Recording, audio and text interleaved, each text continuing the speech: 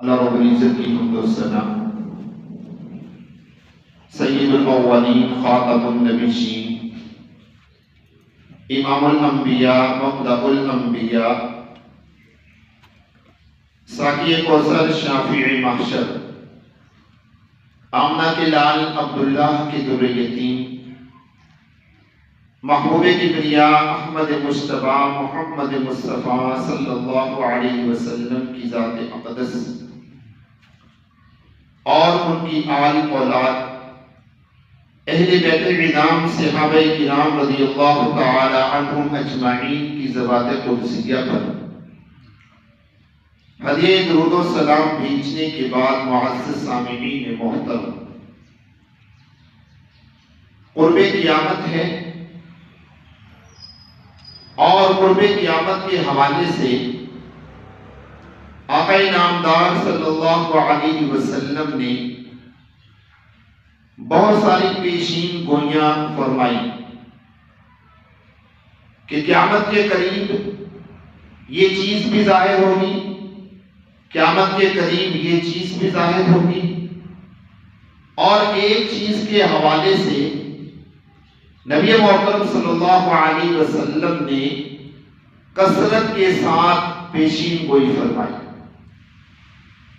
اور وہ یہ تھا کہ آپ علیہ السلام نے فرمایا کہ قرب قیامت میں گناہ کثرت کے ساتھ ہونے لگیں گے۔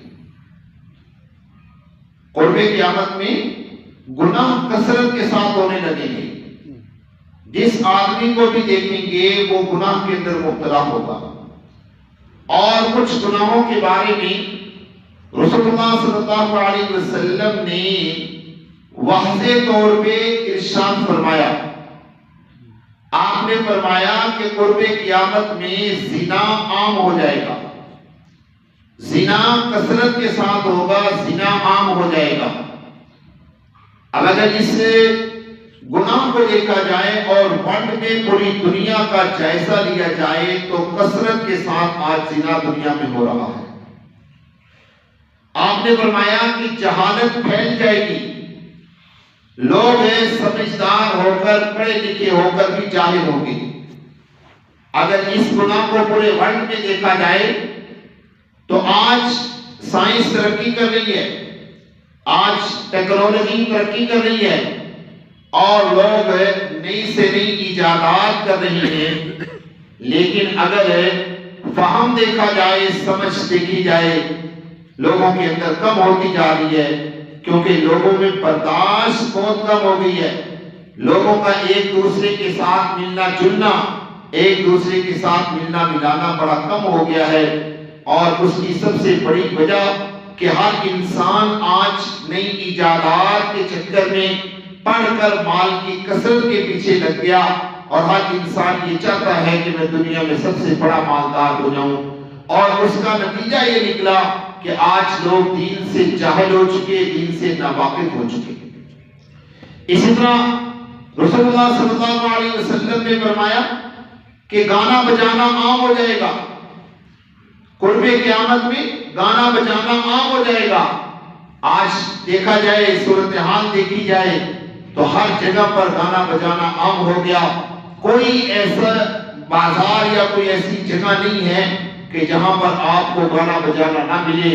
شادیاں ہو گئی، خوشیاں جتنی بھی ہیں، فنکشن جتنے بھی ہیں، اگر ہم دیکھیں تو ہر جگہ پر یہ گانا بجانا عام ہو گیا، اور یہ رسول اللہ صلی اللہ علیہ وسلم کی پیشین گوئی ہے۔ میں دوستوں، بہت سارے گناہ رسول اللہ صلی اللہ علیہ وسلم نے آج سے 1400 سال پہلے بیان کیے، اور یہ گناہ صرف رسول اللہ صلی اللہ علیہ وسلم نے بیان نہیں فرمائے، بلکہ رسول اللہ صلی اللہ علیہ وسلم سے پہلے جتنے بھی انبیاء علیہ السلام دنیا میں تشریف لائے، انہوں نے ان گناہوں کا تذکرہ بھی کیا اور ان گناہوں کی قباحتوں کو بھی بیان کیا۔ ہاں، فرق یہ ہے کہ رسول اللہ صلی اللہ علیہ وسلم نے قیامت کے قریب ان گناہوں کی کثرت کی طرف اشارہ فرمایا کہ جب قیامت آئے گی، قیامت کے قریب یہ گناہ کثرت کے ساتھ ہونے لگیں گے، اور انہی گناہوں میں سے میں دوستوں ایک گناہ ایسا بھی ہے جو بہت سارے لوگ اس گناہ کو گناہ سمجھتے نہیں ہیں۔ بہت سارے حضرات یہ سمجھتے ہیں کہ شاید یہ گناہ نہیں ہے، بلکہ یہ ہے ہمارا حق اور ہم صحیح طریقے سے اپنا حق وصول کر رہی ہیں، اور وہ ہے یتیم کا مال کھانا۔ اللہ تبارک و تعالیٰ نے قرآن مجید میں یتیم کے حوالے سے کیا ہدایات ارشاد فرمائی؟ اللہ رب العزت نے پورے 2 رکوع جو ہیں وہ یتیم کے حوالے سے نازل فرمائے، اور ان رکوعات کو بیان کرنے کے بعد اللہ رب العزت نے وراثت کا تذکرہ فرمایا، اور اسی وجہ سے وہ فرمایا کہ جب تم میں سے کوئی شخص دنیا سے چلا جائے اور وہ اپنے پیچھے اپنی اولاد کو چھوڑ کر جائے، خاص طور پہ وہ اولاد جو نابالغ ہے، بچے ہیں، جنہیں یتیم کہا جاتا ہے، کہ تم وراثت کے تقسیم کرنے میں کبھی یتیم بچوں کے ساتھ زیادتی مت کرنا، بلکہ جو قانون شریعت ہے، قانون نے جو طریقہ بیان کیا، شرعیت نے جو طریقہ بیان کیا، وراثت کے جو اصول بیان کیے ہیں، تم ان یتیم بچوں کو بھی وراثت کی اصولوں کے مطابق وراثت دینا، تاکہ تم کل قیامت میں اللہ کے ہاں مجرم نہ بن جاؤ۔ اللہ رب العزت قرآن پاک میں ارشاد فرماتے ہیں وَآتُوا الْيَتَامَى أَمْوَالَهُمْ وَلَا تَتَبَدَّلُوا الْخَبِيثَ بِالطَّيِّبِ، کہ تم یتیموں کو ان کا مال دے دو، تم یتیموں کو ان کا مال دے دو، اور تم خبیث مال کو پاکیزہ مال کے بدلے میں تبدیل نہ کرو۔ یعنی جب وہ مال یتیموں کے پاس ہے، جب وہ مال یتیموں کا ہے، یتیموں کا حق ہے، وہ پاکیزہ ہے، لیکن جب تم نے اسے تبدیل کر کے اپنی ملکیت میں کر لیا اور تم نے اس کو کھانا شروع کر دیا، اب وہ پاکیزہ مال نہیں رہا، بلکہ وہ حرام ہو گیا، خبیث مال ہو گیا، وہ ناجائز اور گندا مال ہو گیا۔ یہی وہ مال ہیں جس کے بارے میں رسول اللہ صلی اللہ علیہ وسلم نے واضح طور پہ ارشاد فرمایا کہ اگر کوئی شخص حرام کا لقمہ کھاتا ہے، حرام کا لقمہ اس کے پیٹ میں چلا جاتا ہے، اللہ تبارک و تعالیٰ اس کی نماز کو قبول ہی نہیں فرماتے۔ نماز پڑھے گا، اس کی نماز قبول نہیں ہوگی، روزے رکھے گا، اس کے روزے قبول نہیں ہوں گے، حج کرے گا، اس کے حج قبول نہیں ہوں گے، قرآن پڑھے گا، اس کا قرآن پڑھنا قبول نہیں ہوگا، ذکر اذکار کرے گا، اس کا ذکر اذکار کرنا قبول نہیں ہوگا، دعائیں کرے گا، اس کی دعائیں قبول نہیں ہوگی، حتیٰ کہ اگر وہ کسی پریشانی اور مصیبت میں پھنس گیا اور اللہ کے سامنے اس نے رو رو کے گر گرا کے عاجزی کے ساتھ بھی دعائیں کی، آنکھوں سے آنسو بھی بہائے، ساری رات سجدے میں بھی پڑا رہا، میرے پیارے نبی صلی اللہ علیہ وسلم نے ارشاد فرمایا کہ چونکہ اس نے خبیث مال کھایا، چونکہ اس نے حرام مال کھایا، چونکہ اس نے یتیم کا مال کھایا، یتیم کا مال کھانے کی وجہ سے اللہ اس کی پریشانی کو بھی دور نہیں کریں گے، اللہ اس کی دعاؤں کو بھی قبول نہیں کریں گے۔ اللہ کے پیارے پیغمبر نبی محترم صلی اللہ علیہ وسلم نے واضح لفظوں میں حضرات صحابہ کرام رضی اللہ تعالی عنہم اجمعین کو مثال دے کر سمجھایا، بلکہ آپ نے باقاعدہ ایک طریقہ بیان کیا۔ مسلم شریف کے اول کے اندر یہ روایت موجود ہے، اللہ کے پیارے پیغمبر صحابہ کے پاس بیٹھے ہوئے آپ علیہ الصلوۃ والسلام نے صحابہ سے ایک سوال کیا۔ وہ سوال یہ کیا کہ اگر ایک آدمی راستے میں جا رہا ہے، مسافر ہے، اس زمانے کا سفر عرب کے لگ صحرا کا سفر ہے، آج کل کا سفر نہیں ہے، آج تو گاڑیوں کے ذریعے سے، موٹر سائیکلوں کے ذریعے سے، ریل گاڑی کے ذریعے سے اور ہوائی جہاز کے ذریعے سے لوگوں کے سفر ہو جاتے ہیں اور جلدی ختم ہو جاتی ہیں۔ یہ اس زمانے کا سفر ہے جب مہینوں کا سفر ہوا کرتا تھا اور لوگ صحرا کے اندر اکیلے اپنی سواری کے ساتھ سفر کیا کرتے تھے۔ اللہ کے پیارے پیغمبر نبی محترم صلی اللہ علیہ وسلم نے صحابہ سے پوچھا کہ ایک آدمی سفر پہ جا رہا ہے، جاتے جاتے راستے میں اس کا توشہ ختم ہو گیا، اس کے پاس کھانے پینے کے لیے کچھ نہیں ہے، حتیٰ کہ اس کی سواری بھی گر کے مر گئی، اب اس کے بال پراگندہ ہو گئے، اس کے کپڑے پھٹ گئی ہیں، اس کے جسم کے اوپر گھٹا اور مٹی ہے، اکیلا ہے لقد صحرا میں، دائیں بائیں آگے پیچھے کوئی مدد کرنے والا نہیں ہے، کوئی اس کے قریب نہیں ہے۔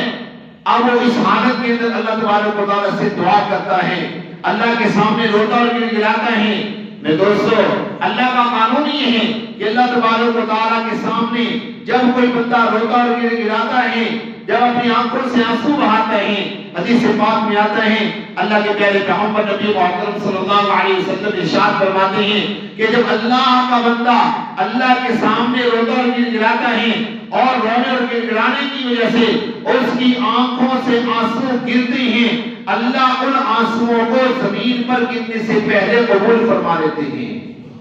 وہ آنسو اس کے زمین پر نہیں جاتے بلکہ اس کی آنسو گرتے ہیں، اب وہ اس کی گود میں گرے، وہ اس کی ہاتھوں میں گرے یا روتے روتے وہ آنسو زمین پر گرے، اللہ اس کے آنسوؤں کو زمین پر گرنے سے پہلے قبول فرما لیتے ہیں۔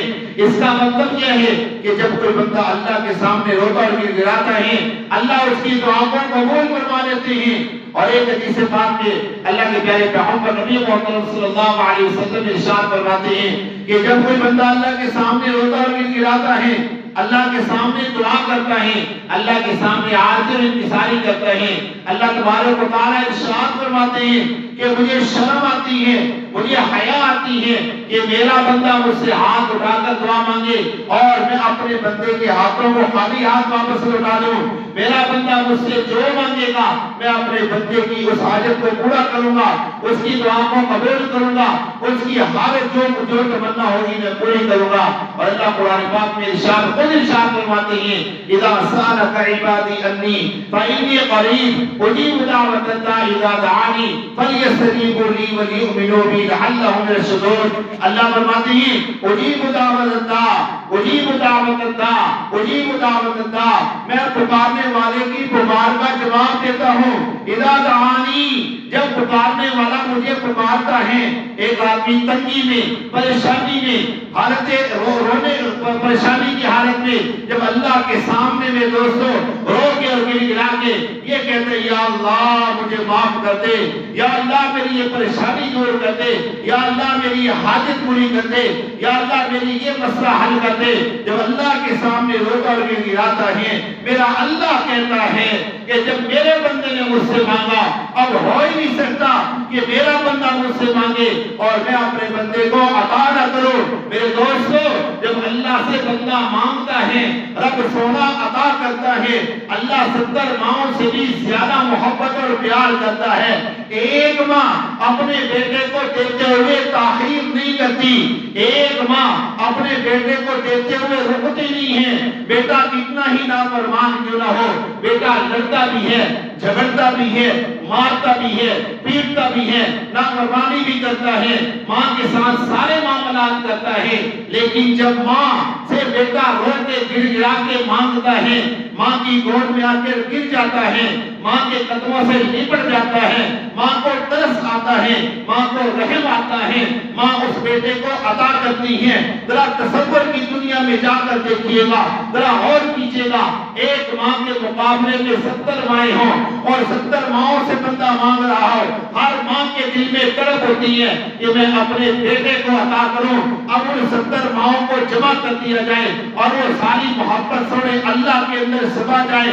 جب اللہ کے سامنے روتا اور گڑگڑاتا ہے بندہ، اللہ کے سامنے عاجزی کرتا ہے، 70 ماؤں کا پیار ابلتا ہے اور بندے کے اوپر پڑتا ہے، بندہ مانگتا جاتا ہے، میرا سونا اللہ عطا کرتا جاتا ہے۔ لیکن میرے دوستو جب اللہ کی نافرمانی انسان کرتا ہے، اور دیکھیے گا توجہ کیجیے گا کتنے گناہ ہیں انسان کے، جب انسان گناہ کرتا ہے اللہ اس کو نہیں روکتے، انسان گناہ کرتا ہے، انسان مانگتا ہے، اللہ عطا کرتے ہیں۔ کوئی گناہ کر لو دنیا کا، انسان مانگتا ہے، اللہ عطا کرتا ہے۔ لیکن یہ گناہ ایک ایسا ہے کہ جس نے حرام کا لقمہ کھایا، جس نے یتیم کا لقمہ کھایا، میرا اللہ کہتا ہے کہ جو یتیم کا مال کھا کر آج سے انکساری بھی کرے گا، روئے گا بھی، گڑ گڑائے گا بھی، آنسو بھی بہائے گا، اس کے بال بھی پراگندہ ہوں گے، اس کے کپڑے بھی پھٹے ہوں گے، اس کے جسم پر گھٹا اور مٹی بھی ہٹا ہوگا، لیکن یتیم کا مال کھا کر اس بردی حالت میں مجھ سے مانگ لینا، میں رب اسے عطا نہیں کروں گا۔ بات سمجھا رہی ہے؟ یتیم کا مال کھانا کائنات کا سب سے بڑا گناہ ہے، یتیم کا مال کھانا۔ اور کتنی بڑی فضیلت رسول اللہ صلی اللہ علیہ وسلم نے بیان کروائی. ایک انسان ہے نا، ایک معصوم بچہ جس کا باپ مر گیا، اسے کیا لقب ملا؟ اسے زمانے نے یتیم کہا. ایک بچہ جس کا باپ مر گیا، اسے زمانے نے کیا کہا؟ یتیم کہا. اور یہی لقب میرے پیارے حبیب کو بھی ملا. جب اللہ کے پیارے پیغمبر کے والد محترم دنیا سے رخصت ہو گئی، آپ ابھی دنیا میں تشریف نہیں لائے تھے، آپ پیدا ہوئے تو لوگوں نے کیا کہا؟ یہ یتیم ہے. یہ کیا ہے؟ یتیم ہے. حتیٰ کہ دائیوں نے یتیم کہہ کر پیارے پیغمبر کو ترک کر دیا کہ اس کے گھر سے تو کچھ ملنے والا نہیں ہے. لیکن انہیں کیا پتا تھا کہ یہ یتیم نہیں بلکہ در یتیم ہے. در کہتے ہیں موتیوں کو کہ یہ یتیم نہیں بلکہ یتیموں کا والی ہے، یہ یتیم نہیں بلکہ یتیموں کا سردار ہے. اس لیے میں دوستو، اللہ کے پیارے پیغمبر نے ایک جملہ یہ ارشاد فرمایا، ذرا توجہ کرنا. ایک آدمی اپنی بیٹی کی خدمت کرتا ہے، اس کے گھر میں بیٹی پیدا ہوتی ہے، وہ اس بیٹی کی خدمت کرتا ہے، اس کی تربیت کرتا ہے، اس کو پڑھاتا ہے، اس کو لکھاتا ہے. اپنی اولاد ہے، 2 بیٹیاں پیدا ہوگی، ان کی خدمت کرتا ہے. 3 بیٹیاں پیدا ہوگی، ان کی خدمت کرتا ہے. اللہ کے پیارے پیغمبر فرماتے ہیں 3 کی خدمت نہ کرو، 2 کی کر لو. 2 کی خدمت نہ کرو، 1 بیٹی پیدا ہوگی، 1 کی خدمت کر لو. جس نے اپنی اولاد کی خدمت کی، اپنی اولاد کی تربیت کی، اپنی بیٹی کو پڑھایا لکھایا، اپنی بیٹی کو نیک بنایا. اللہ کے پیارے پیغمبر فرماتے ہیں کہ جو آدمی اپنی سگی بیٹی کی ذمہ داری اٹھاتا ہے وہ کل قیامت میں محمد کا پڑوسی ہوگا. اور دوسری طرف کیا فرمایا کہ جس نے یتیم کی پرورش کی وہ بھی کل قیامت میں محمد کا پڑوسی ہوگا. بات سمجھائیے، وہ بھی محمد کا پڑوسی ہوگا. اپنی اولاد کی تربیت کرنا آسان ہے، اپنی اولاد کو کھلانا پلانا آسان ہے، اپنی اولاد کو پڑھانا آسان ہے. مزہ تو تب ہے میرے دوستو ہماری ذمہ داری میں کوئی یتیم آ گئے، کوئی یتیم بچہ آ گیا، کوئی یتیم بچی آ گئی، ہم اس کی تربیت کریں، ہم اس کی پرورش کریں. اور میں یقین سے کہتا ہوں، اللہ کی قسم اٹھا کے کہتا ہوں، کل قیامت میں اللہ کو جتنا ناز اپنی بیٹی کی تربیت کرنے والے پر ہوگا، اس سے کروڑوں گنا میرا پاک نبی یتیم کی کفالت کرنے والے پر ناز کرے گا. نہیں سمجھے میری بات؟ اب یہاں پر دوسرا پہلو بھی ہے، یہاں پر دوسرا پہلو بھی ہے. جس نے یتیم کا مال کھایا، جس نے یتیم کا مال کھایا، اس کے ساتھ کیا معاملہ ہوگا؟ میں کوئی حدیث مبارکہ بیان نہیں کرتا، میں صرف ایک آیت مبارکہ پڑھتا ہوں. آپ حضرات کو پتہ چل جائے گا، سمجھ میں آ جائے گا کہ یتیم کا مال کھانے والے کی سزا کتنی سخت ہے. اللہ رب العزت نے دیکھیے بہت سارے گناہ ایسے ہیں قرآن میں جن کی سزاؤں کا اللہ نے تذکرہ نہیں کیا. بہت سارے گناہ ایسے ہیں جن کی سزاؤں کا تذکرہ اللہ نے قرآن میں نہیں کیا. بہت سارے گناہ ایسے ہیں جن کی سزاؤں کا تذکرہ اللہ تعالی نے قرآن مقدس میں فرمایا ہے. اور ان گناہوں میں اللہ رب العزت نے یہ ارشاد فرمایا کہ یہ کرو گے تو اس کی یہ سزا، یہ کرو گے تو اس کی یہ سزا، یہ کرو گے تو اس کی یہ سزا. لیکن یتیم کے بارے میں ذرا غور کرنا میں دوستو، اللہ قرآن میں ارشاد فرماتے ہیں ان الذین یاکلون اموال الیتامی، ان الذین یاکلون اموال الیتامی، جو لوگ یتیموں کے مال کھاتے ہیں، جو لوگ یتیموں کے مال کھاتے ہیں ظلم کرتے ہوئے، انما یاکلون فی بطونہم نارا، وہ اپنے پیٹوں میں دنیا میں جہنم کی آگ بھر رہے ہیں. وہ اپنے پیٹوں میں دنیا میں، قیامت کے دن نہیں، وہ دنیا میں اپنے پیٹوں میں جہنم کی آگ بھر رہی ہیں، اپنے پیٹوں میں جہنم کے غارے بھر رہی ہیں. بزرگوں نے ایک بڑی بات میری بات لکھی ہے، ذرا توجہ کرنا. بزرگ فرماتے ہیں کہ ایک ہے آگ جل رہی ہے، اور ایک ہے آگ کا انگارہ، اور ایک ہے آگ کی چھوٹی سی چنگاری. آگ ایک جگہ پہ جل رہی ہے، اور ایک ہے آگ کا بڑا انگارہ، اور ایک ہے آگ کی چھوٹی سی چنگاری. عقل مند اور سمجھدار جو انسان ہے وہ کبھی آگ کی چنگاری بھی کپڑوں کے صندوق میں نہیں رکھے گا. رکھے گا؟ عقل مند اور سمجھدار انسان کبھی آگ کی چنگاری بھی کپڑوں کے صندوق میں نہیں رکھے گا. اس کو پتا ہے کہ یہ چنگاری تھوڑی دیر کے بعد انگارہ بنے گی اور پھر یہی دہتی ہوئی آگ بن جائے گی۔ اگر کوئی شخص یہ کہے کہ میں یتیموں کا مال تو کھاتا ہوں لیکن تھوڑا بہت کھا لیتا ہوں، میں دوستوں وہ تھوڑا مال جو ہے وہ اس کے پیٹ میں جا کے چنگاری بن رہی ہے، جو ہی وہ کھاتا جائے گا وہ انگارہ بنے گا، اور جب انگارہ بنے گا تو وہی دہتی ہوئی آگ بنے گی۔ اللہ فرماتے ہیں ان الذین یاکلون، جو لوگ یتیموں کے مال کھاتے ہیں وہ دنیا میں اپنے پیٹوں میں جہنم کی آگ بھر رہی ہیں، وَسَيَصْلَوْنَ سَعِيرًا، اور قیامت والے دن اللہ انہیں ساری دنیا کے سامنے دہتی ہوئی آگ کے اندر اونچے پر گرا دیں گے۔ میں آپ کو ایک اور منظر چھوٹا سا پیش کرتا ہوں، آپ کی سمجھ میں آ جائے گی بات۔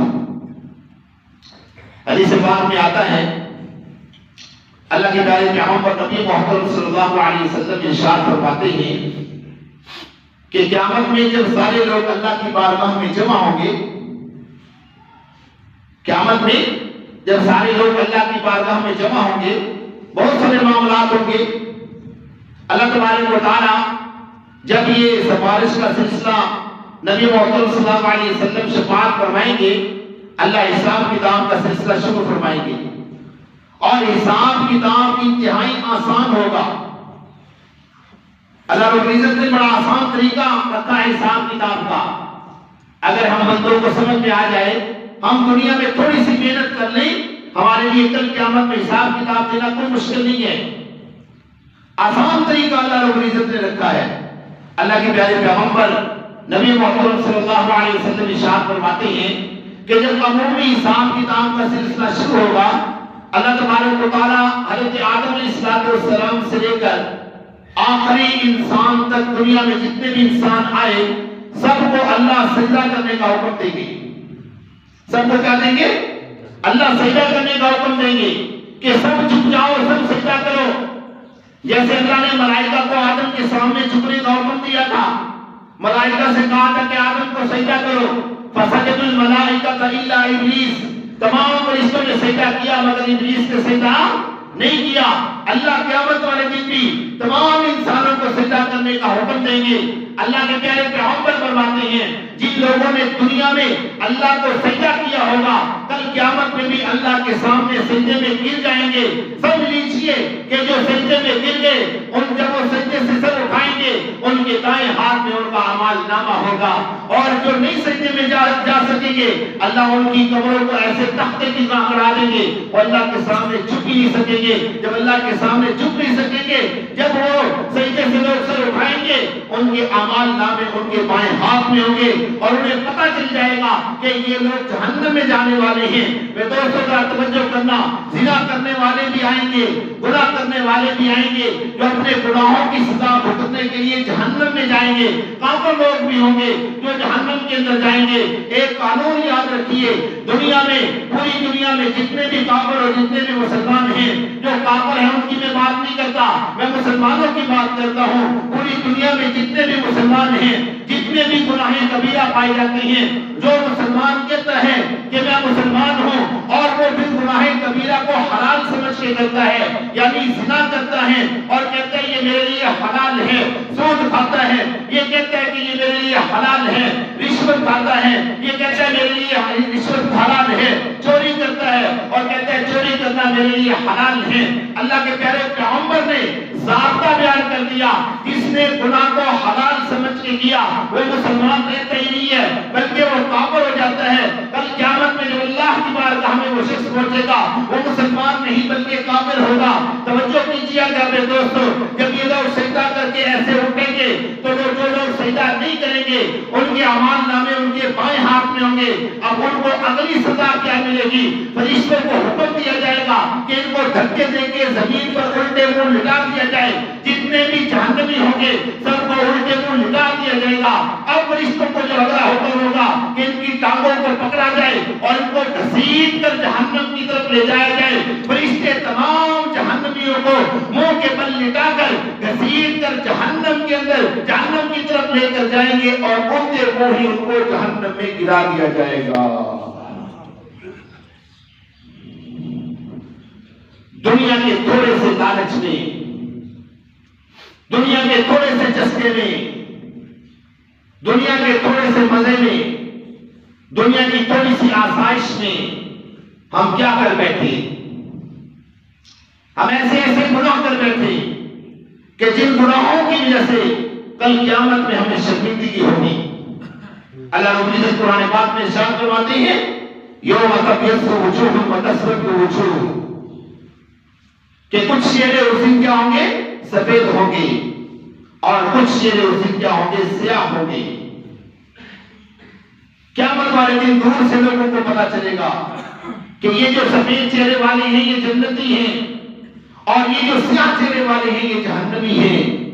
کل قیامت میں جب اللہ تبارک و تعالیٰ نبی محترم صلی اللہ علیہ وسلم سے فرمائیں گے کہ جو تیرے امتیوں نے جنت میں لے کر جاؤ، اللہ کے پیارے پیغمبر کو کس کس کو لے کر جائیں گے؟ ہم نے تو لوگوں کے حق بھی کھائے، ہم نے تو لوگوں کے ساتھ زیادتی بھی کی، ہم نے تو بڑے بڑے گناہ بھی کیے۔ پھر کل قیامت میں اللہ نہ کرے اگر محبوب نبی نے یہ جملہ ارشاد فرما دیا سحقن سحقن سحقن کہ ان کو مجھ سے دور کر دو، مجھ سے دور کر دو، پھر کیا معاملہ ہوگا میرے دوستو؟ یہ بات سوچ کر رونگٹے کھڑے ہوتے ہیں۔ اللہ کے پیارے پیغمبر جب حوض کوثر پہ کھڑے ہوں گے اپنے امتیوں کو حوض کوثر سے پانی پلائیں گے، اللہ کے پیارے پیغمبر کے سامنے بڑے بڑے لوگ، بڑے بڑے مالدار، بڑے بڑے جبے کھوپے والے لوگ، بڑے صاف ستھرے لوگ آئیں گے۔ اللہ کے پیارے پیغمبر ان سے کہیں گے آؤ میں تمہیں حوض کوثر پلاتا ہوں۔ جب وہ قریب آئیں گے حضرت جبرائیل علیہ السلام جو ہیں اللہ کے پیارے پیغمبر اور ان کے درمیان میں دیوار حائل کر دیں گے۔ حضور پوچھیں گے کہ تم نے دیوار حائل کیوں کی؟ یہ تو میرے امتی تھے۔ اللہ کے پیارے پیغمبر سے جبرائیل عرض کریں گے یا رسول اللہ صلی اللہ علیہ وسلم آپ کے جانے کے بعد انہوں نے جو کام کیے، جو دین کا بیڑا غرق کیا، جو نئے نئے معاملات کو ایجاد کیا، جو گناہ انہوں نے کیے وہ میں آپ کو بتا نہیں سکتا۔ اللہ کے پیارے پیغمبر فرمائیں گے سحقن سحقن سحقن۔ صحیح بخاری کی سادی میں روایت ہے، حضور فرماتے ہیں کہ ان کو مجھ سے دور کر دو، مجھ سے دور کر دو، مجھ سے دور کر دو۔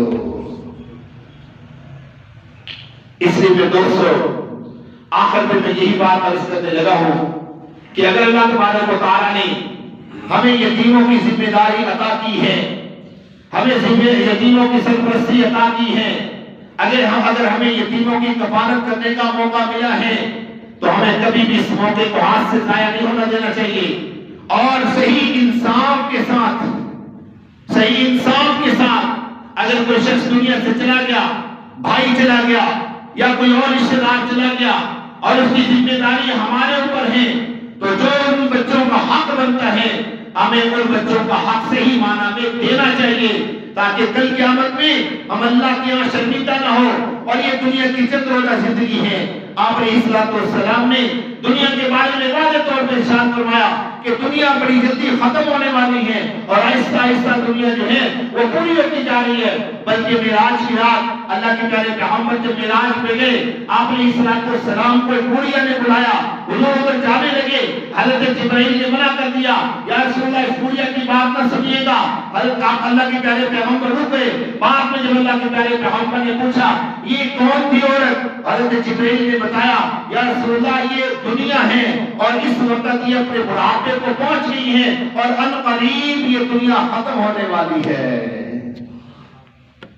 اب اللہ کے پیارے پیغمبر کو 1400 سال ہو چکی، اب تو زمانہ بالکل قرب قیامت کا ہے اور ہر طرف میں دوستوں گناہ ظاہر ہو رہی ہے۔ آپ کچھ عام معاشرے میں رہتے ہی ہیں، آپ کا ملنا ملانا نہیں ہے لوگوں کے ساتھ۔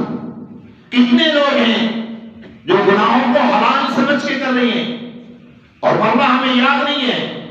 ہم نے مرنا ہے میرے دوستو، ایک دن یہ دنیا ہم نے چھوڑ کے جانی ہے، بلکہ ہم نے کیا چھوڑ کے جانی ہے، ہمیں زبردستی یہ دنیا چھوڑا دی جائے گی۔ آنکھ بند ہوگی، کوئی ہمیں رکھنے والا نہیں ہوگا اپنے گھر میں، کوئی رکھنے والا ہوگا؟ مجھے ایک واقعہ یاد آ گیا، واقعہ سنا کے اپنی بات ختم کرتا ہوں۔ ایک بہت بڑے افسر تھے، وہ جب گھر سے باہر نکلا کرتے تھے نا اپنے دفتر میں جانے کے لیے، ڈیوٹی پہ جانے کے لیے، تو ان کی بیگم کوئی نہ کوئی پرچی ان کو دے دیا کرتی تھی کہ آج شام کو آتے ہوئے یہ لے کے آنا ہے۔ تھے بڑے افسر، اب وہ شام کو جس وقت آتے وہ ساری جو ڈیمانڈ ہوتی وہ پوری ہوتی، ایک دن وہ گھر آئے اپنے دفتر سے، مغرب کی نماز کے قریب گھر آئے، ہارٹ اٹیک ہوا اور مر گئے. مختصر کرتا ہوں واقعہ، ہارٹ اٹیک ہوا اور مر گئے.